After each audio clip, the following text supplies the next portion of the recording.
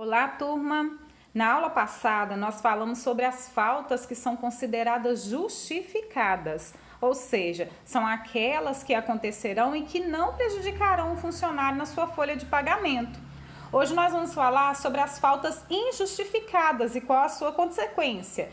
Eu tenho um material em anexo para vocês explicando direitinho como tudo funciona, tá? Nesse slide, nós vamos ensinar apenas o cálculo. Então, olha só, galera, quando se trata de cálculos, as fórmulas elas são como anjos que fazem tudo ficar mais fácil. E acredita, é fácil mesmo, tá? Então, olha só, eu tenho uma fórmula para as faltas. Você vai pegar o salário do funcionário mais o adicional de insalubridade ou de periculosidade, dividir por 30 ou 31 dias. Por que 30 ou 31 dias? Porque tem mês que vai ter 30 dias, tem mês que vai ter 31 dias. E aí, você vai descobrir o valor do dia e vai multiplicar pelo número de faltas que ele cometeu. Então, vamos treinar? José das Couves, ele trabalha em um posto de gasolina e percebe salário de R$ 1.500, mais o adicional de periculosidade, que é o adicional referente à atividade de risco.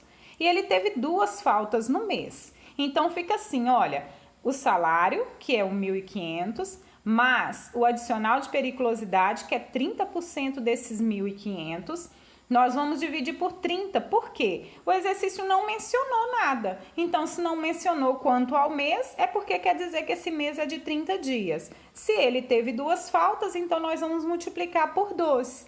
E aí nós vamos chegar à conclusão de que o valor das 2 faltas será R$ 130. E o que é mesmo esse tal de DSR perdido?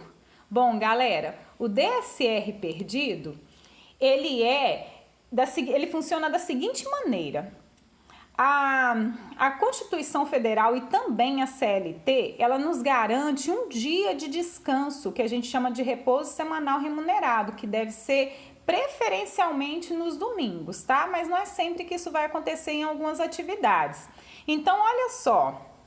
A semana, ela vai começar na segunda-feira e ela vai terminar no domingo. Então, eu tenho que trabalhar de segunda a sábado para ganhar o domingo, ok? Esse domingo vai ser o descanso semanal remunerado. Lembrando, nem sempre será no domingo, tá bom? Então, vamos voltar lá no seu José das Couves. Ele trabalha no posto de gasolina, né? E o salário dele de R$ 1.500, ele tem um adicional de periculosidade e 2 faltas no mês. Então, não foi dito na questão se essas 2 faltas no mês foram na mesma semana ou em semanas diferentes. Então, vamos analisar uma primeira hipótese. Se essas faltas foram na mesma semana, ele vai perder um DSR, porque durante a semana nós temos um DSR.